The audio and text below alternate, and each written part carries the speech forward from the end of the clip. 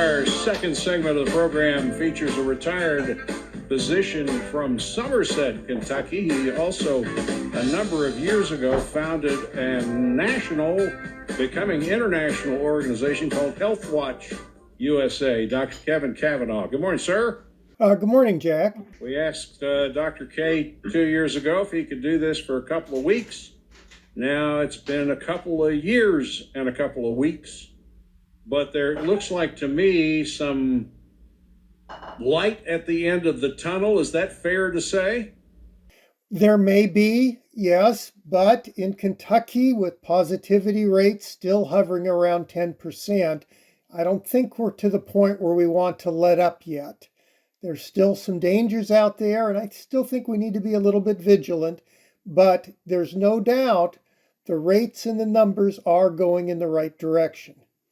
And the Omicron BA.2 variant is, I understand, spreading. That's that variant of a variant, right? That's correct. And it also has kind of a more deadly cousin, too, which is the H78Y mutation, which people are also worried about. And Jack, this has been very perplexing to me when I read articles and I see the newspapers, everybody saying, hey, this is a mild variant, nothing to worry about. One preprint saying it's not causing many deaths in South Africa. But yet, if you go onto Worldometer or onto Stat News and look at the death rates, the deaths in Denmark and in South Africa have significantly spiked. So I think this has the potential of being a significant variant. And the big question is our immunity from the vaccinations and from exposure to Omicron going to be enough to blunt this variant and to allow rates to continue to fall? And Jack, that's just at this point a big unknown. I think it could go either way. It's kind of like predicting the stock market. But then again, when you're not sure and your positivity rate's around 10%, maybe it's not a good time to relax masking and other public health advice. Let's talk about, is it Evushield? Yes, Evushield. And I'll tell you, the name drives me crazy because they spent millions of dollars for it. And I think anybody with 2 cents would have made it Evushield instead of shelled. Right. But, you know, I'm not worth, I guess, asking that opinion. They make these names such that it's extremely difficult to pronounce them. And by the time you learn how to pronounce them, the drugs sometimes just get off the market with another variant. But right now, this is a very potent drug that is used as a prophylaxis. It's actually an antibody product. And it is targeted to people who are severely immunosuppressed, such as you've had a transplant. And this will give you passive immunity for approximately 6 months. And they feel that this immunity will also work with the Omicron variant. Now, nothing, of course, is 100%. Wouldn't go out and not wear a mask and act crazy. But boy, it is a good layer of armor. And so if you are severely immunodepressed, please ask your doctor about whether or not you would qualify for getting Evushield. I think that's something that everybody should be investigating that has a immunosuppressive type of a disease, or they're taking immunosuppressants. And from what I'm hearing, this drug is not being used to the degree that it should be. So people, you need to go out there and ask your doctor if you're a candidate for this medication, especially if you're severely immunodepressed. What about side effects? Do you know any? Well, I think that they're minimal. It's similar to what the side effects of what the other monoclonal antibody products are.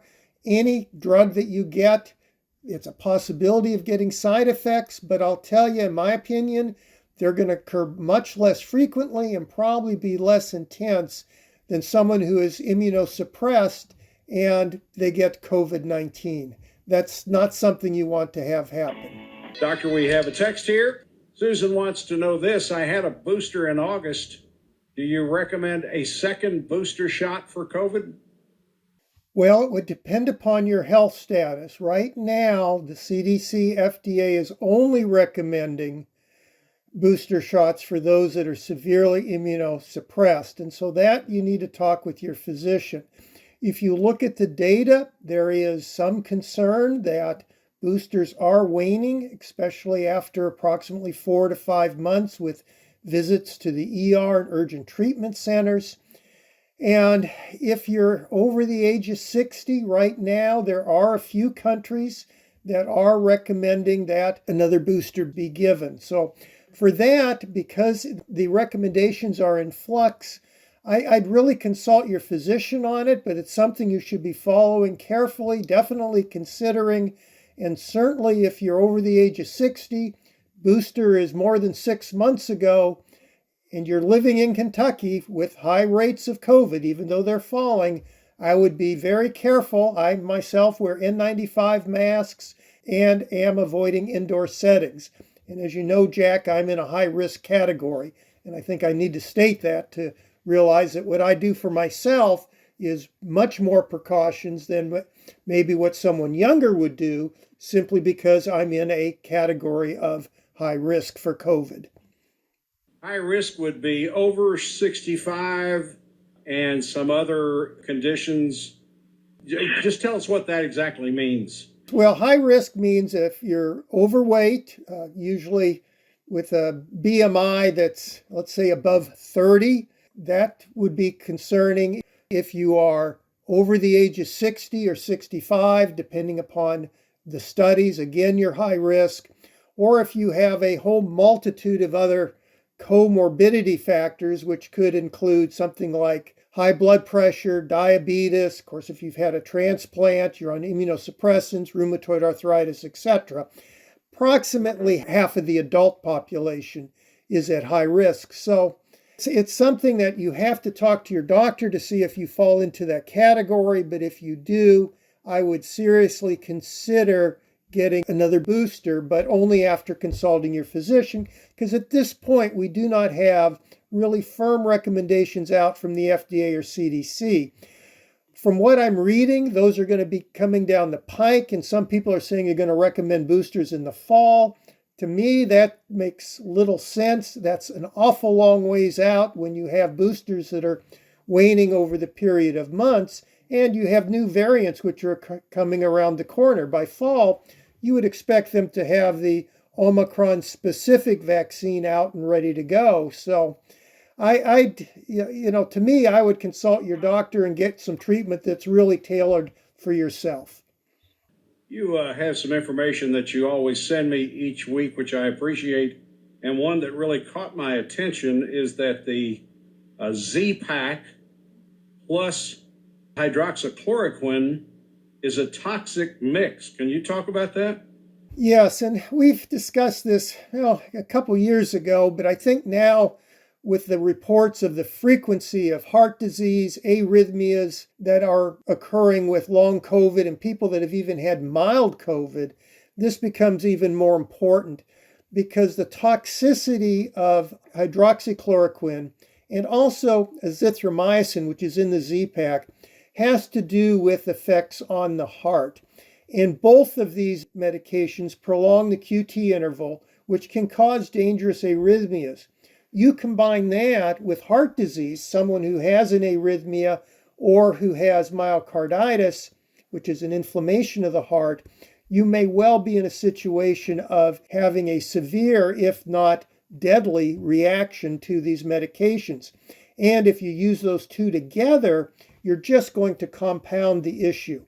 So with the limited effectiveness that has been shown, in fact, I don't believe they've shown any effectiveness in randomized controlled trials with hydroxychloroquine, taking that with COVID is dangerous. It's not the same as malaria because malaria doesn't necessarily target the heart with the frequency that COVID does. So those are medications which should be avoided. And as we've stated that we now have one randomized controlled trial on ivermectin, and that has come out negative. So I would be very careful of taking medications that at this point are not FDA approved or at least authorized for emergency use. The one subject that gets people's ire up quicker than anything else, it seems, through all this are masks. And you have some information about masks and how long you can use them and how to clean and all that kind of stuff. Share that with us, if you will. Yeah, I think masking is still going to be part of our society.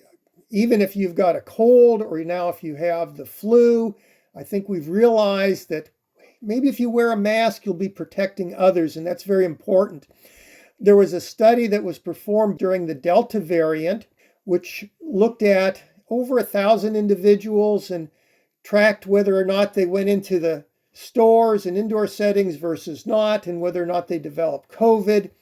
And what they concluded was that a cloth mask provided about 56% protection against infection.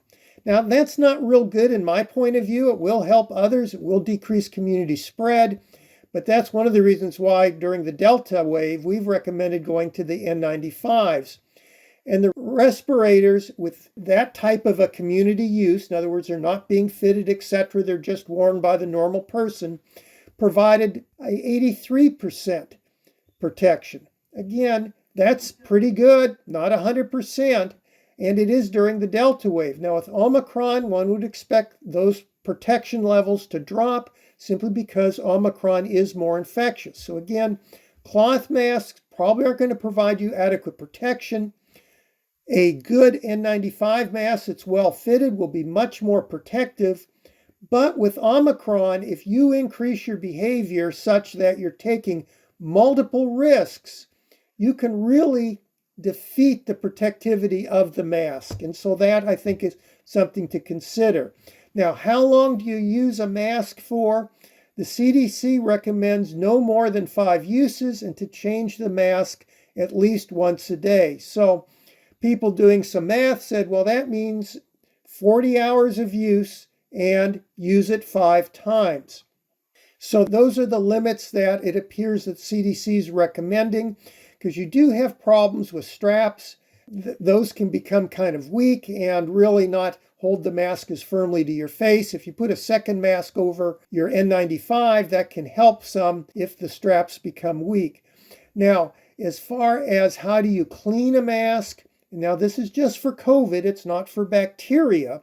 But what I do is set the mask out for 5 days in a warm area in the house. And after 5 days, you would expect any COVID-19 virus to have died. And so you can rotate these masks using one mask one day, another mask another day. And then after 5 days, you'd expect any type of a COVID-19 virus to be as good as dead. But again, it may not affect other types of viruses or affect bacteria. This is just for killing off the COVID virus. And so those two things can allow you to conserve masks, reuse masks, and cut down on your mask expense. And as we've said before, N95s are readily available now on the internet. Always good to talk to you. We hope you have a great weekend, and I'll talk to you on Monday. All right. Thank you, Jack.